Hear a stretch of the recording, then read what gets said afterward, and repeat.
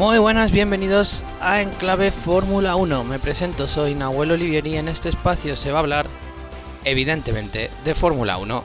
Han acabado los test de Bahrein, donde por fin hemos podido ver los nuevos coches de 2022. Muchas horas de pruebas, muchas vueltas de los pilotos, pero muy pocas conclusiones. Porque ¿qué hemos podido ver? Pues sobre todo el Red Bull, que es el coche que parece más ajustado, el que le salen los tiempos más fáciles. Y sin duda el coche que cuando ha querido apretar ha hecho la vuelta prácticamente sin ninguna dificultad. Los Ferrari también han dado motivos para la ilusión, con 3 días muy constantes y de buen ritmo tanto para Charles como para Carlos Sainz, que va a ser, yo creo, este año nuestro piloto primera espada, ya que no hay tanto optimismo en Alpine, donde el plan de Alonso pues no ha empezado con buen pie. Y ya te digo que no es la primera vez que le pasa al nano esto, ¿eh? Los Mercedes son la gran incógnita. Se supone que van bien, aunque no han demostrado demasiado. Tienen un coche que es verdad que es bastante difícil de conducir, pero tampoco es menos cierto que se les ha visto cortar en plena recta y no han querido sacar la velocidad real. Hamilton ha dicho que no se ven para ganar carreras, pero ya Carlos Sainz había avisado que todo lo que diga Hamilton lo podemos dejar en suspenso. Antes de hablar de los resultados de los test, vamos a hablar de las claves que han marcado este principio de temporada, una de normativa y otra que hemos descubierto en los test. La primera y más importante es la vuelta del efecto suelo. El efecto suelo es un elemento aerodinámico que se dejó de utilizar en 1983 porque hacía que los coches fueran muy peligrosos y había accidentes muy graves, pero que bueno, en 2022 y con otra tecnología parece ser que va a funcionar perfectamente. Como digo, es un elemento aerodinámico que sucede cuando con el aire con el que choca el coche, el aire entra por debajo del alerón delantero, hace que el coche se pegue más al suelo y el aire luego sale por la parte trasera, generando, digamos, bastante menos aire turbulento del que se generaba, aire sucio que se denomina, del que se generaba en años anteriores con la reglamentación aerodinámica vigente. Básicamente esto va a provocar, como digo, que los coches puedan estar más cerca, se puedan seguir, puedan acelerar estando pegados a medio segundo, 8 décimas, puedan acelerar sin notar tanto ese aire sucio. Y básicamente la idea es que esto permita y facilite que haya más adelantamientos, que haya más persecuciones en pista, que haya más batalla, al fin y al cabo, que es lo que da espectáculo, lo que atrae a la gente y lo que Liberty Media quiere que sea un poco la esencia de este Mundial 2022.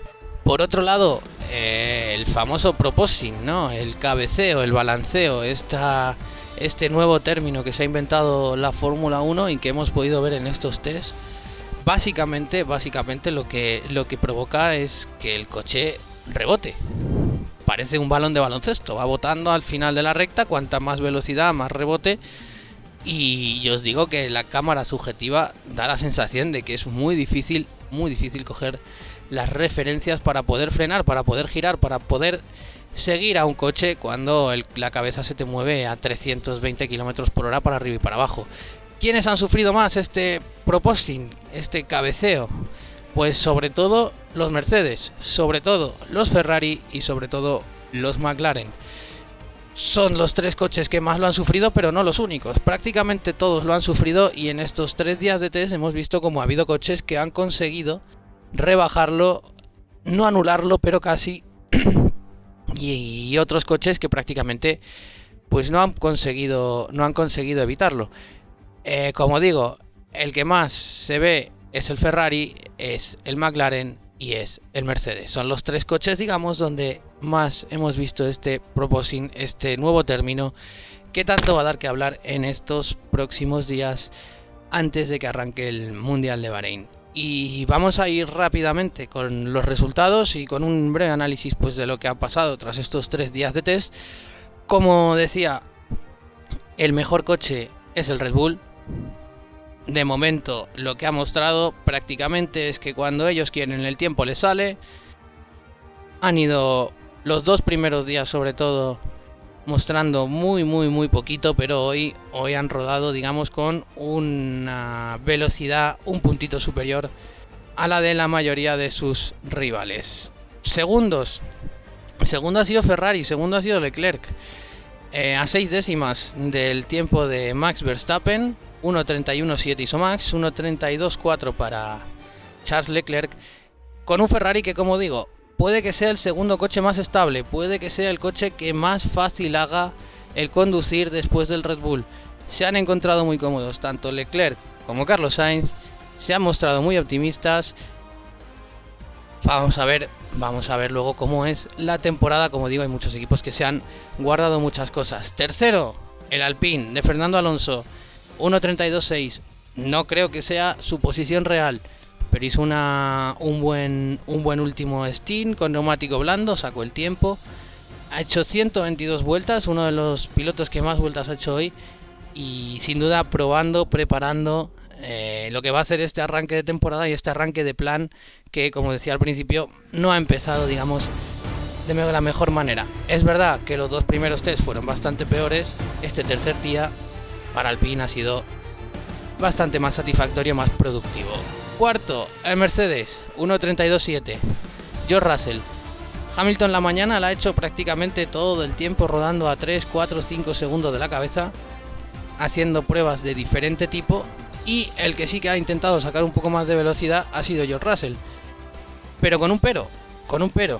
En las rectas muchas veces no ponía octava, muchas veces cortaba, por lo que no sabemos cuál es la potencia real y cuál es el tiempo que puede llegar a hacer el Mercedes si hace toda la vuelta entera. Hemos intentado más o menos ver cuáles son sus sectores, pero ya te digo que Russell en ningún momento ha querido poner los 3 sectores buenos y demostrar cuál es el tiempo del Mercedes, que por otro lado se nota un coche inestable, sin duda.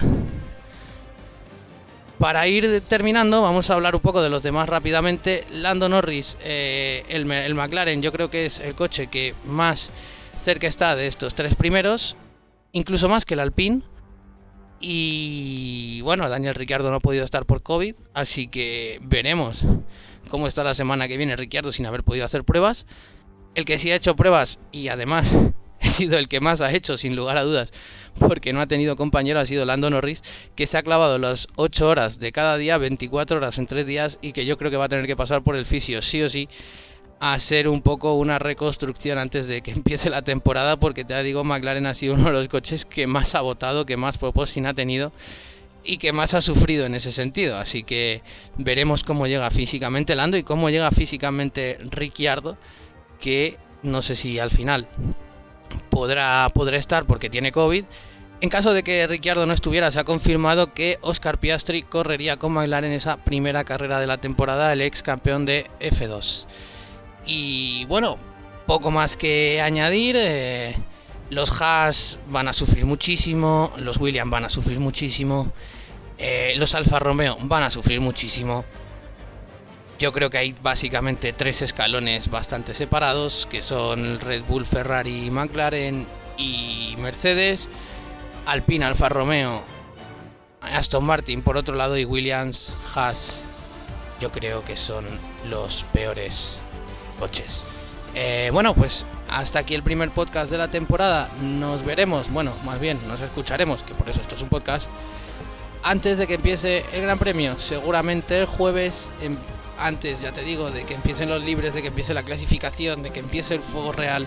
Estaremos aquí para analizar qué va a pasar y, por supuesto, también durante el fin de semana con ese primer Gran Premio de la temporada de Fórmula 1 2022. Hasta luego, chicos.